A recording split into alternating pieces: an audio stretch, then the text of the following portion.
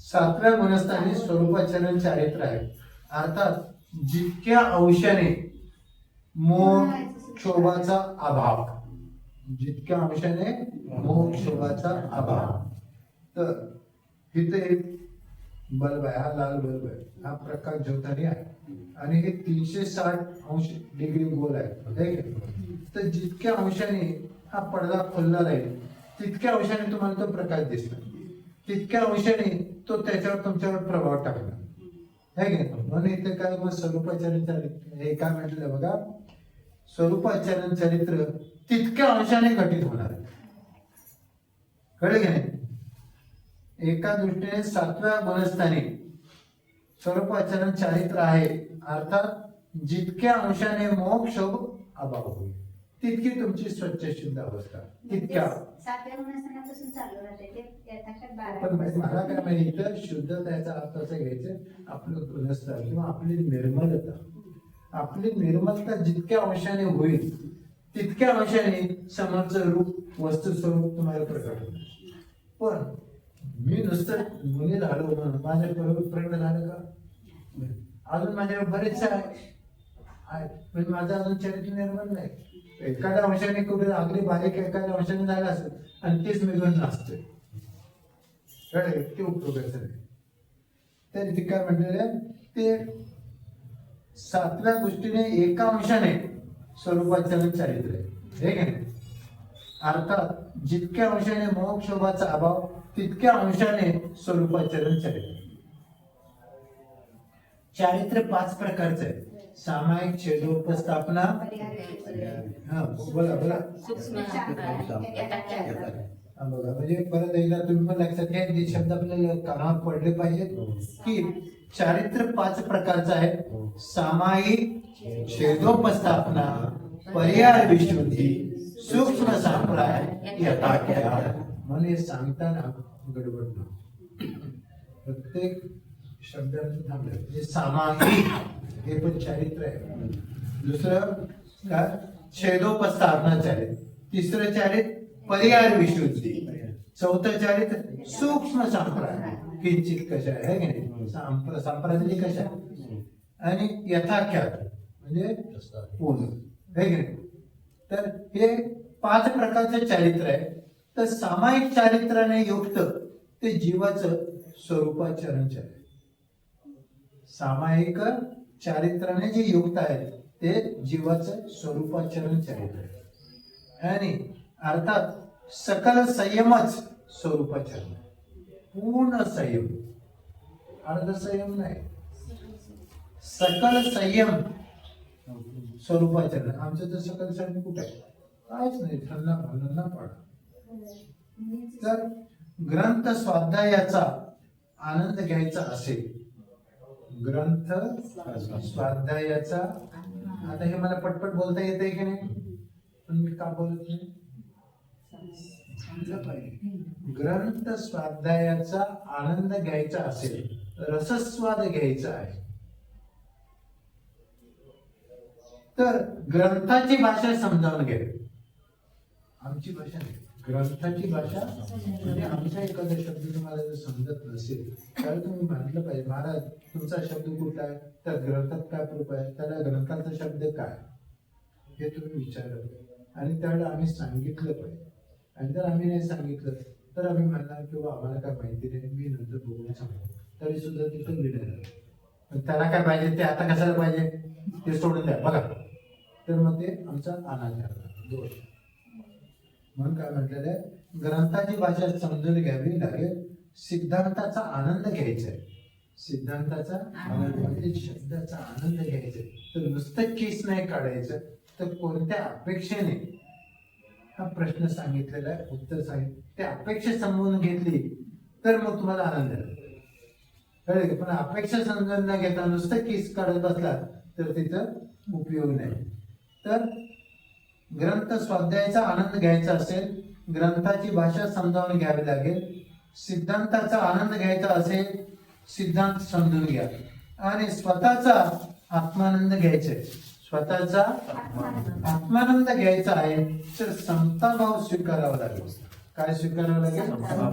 समता भाव स्वीकारावा लागेल. आणि समता भाव म्हणजे काय? दक्षिणेकडे चार मला सगळ्यांच्याकडे उत्तर पाहिजे. समता भाव म्हणजे काय? मान डोलावलं नाही. दक्षिणेकडे चार योग्य. तुम्ही सांगितलं की नाही मगाशी? समता भाव मध्ये लक्षात घ्या. तुम्ही पण लक्षात एक एक शब्द बाकी तुम्हाला लक्षात नाही येऊ दे. समता भाव याचा अर्थ लक्षात शीतल लक्षात घ्यायचं. जिथं समता भाव आहे तिथं शीतल अवस्था आहे की नाही? म्हणजे जिथं परिणाम बिघडत नाही त्याला शीतल अवस्था म्हटलेली आहे. तुमच्या नावातून शिकायचे. तर इथे काय म्हणायचे? समताभाव कशाला म्हणायचं? दुःखामध्येही शांत, सुखामध्येही शांत.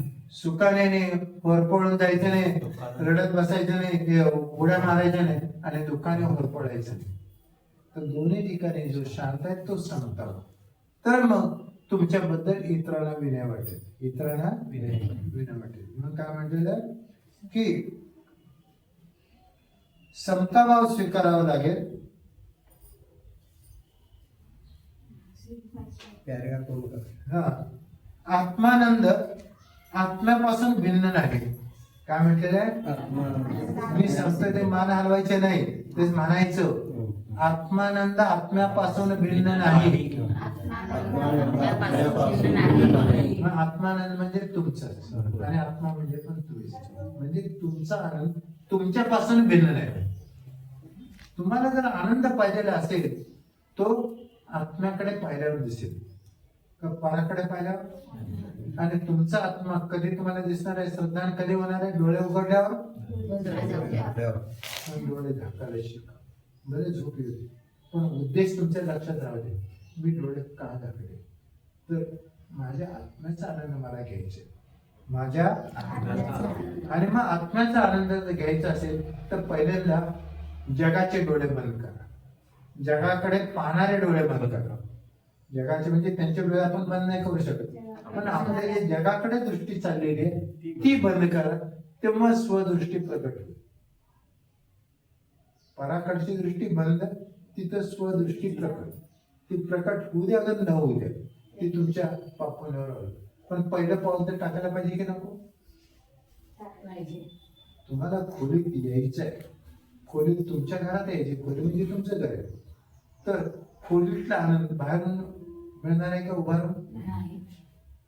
तिथे पराकाष्ठ करून तुम्ही दरवाजा ढकलून आत आलंच पाहिजे. आत येऊन अंधार असतोय तर लाईट लावलंच पाहिजे. तसं तुम्ही डोळे बंद करायचे. म्हणजे काय झालं? बाहेरचा अंधार बंद झाला आणि तुमचा डोळे बंद केल्यानंतर आत्मानंद प्रकाश व्हायला निमित्त मिळेल. आत्मानंद म्हणजे काय? तिथं आता तुम्हाला डोळ्याने दिसणार नाही, तिथं तुमच्या आत्मचक्षुला जाते. म्हणजे आत्मा हेच माझे डोळे. आत्मदृष्टी हीच माझी चक्षु, ज्ञानदृष्टी. आणि ती ज्ञानदृष्टीच मला 3 लोकांच्या टोकावर पोहोचवणार आहे. काय जागतिक दृष्टी पोहोचवणार आहे? जागतिक दृष्टी निरळ आणि परमार्थ दृष्टी निरळ. कुठली?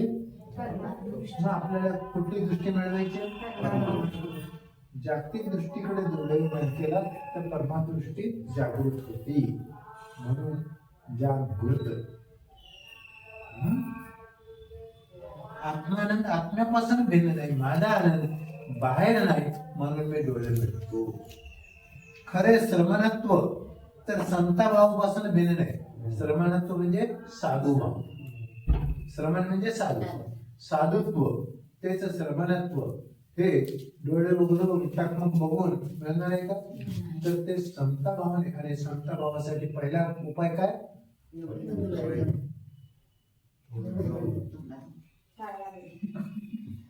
तुम्हाला समताभाव प्रकट करायचे. पहिला डोळे बंद, तोंड बंद आणि शरीराची हालचाल.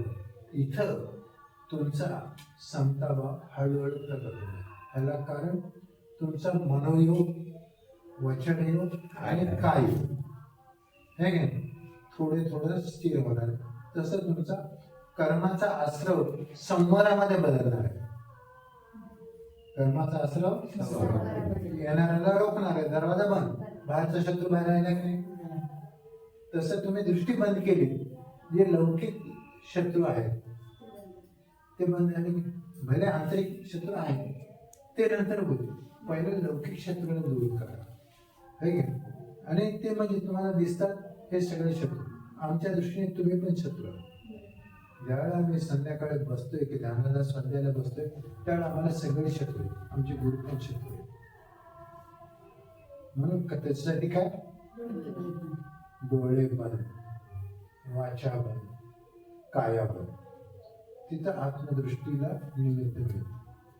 आणि ते करणं हे तुमच्या आत्मसाधनेचं पहिलं पाऊल आहे.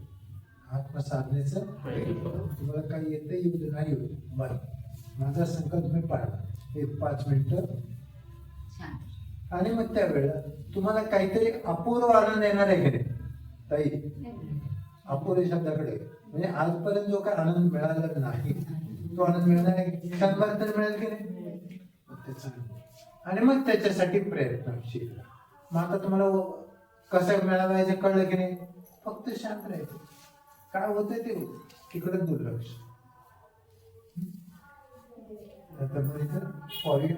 आणि उद्यापासून काय म्हणजे आजच नाही का?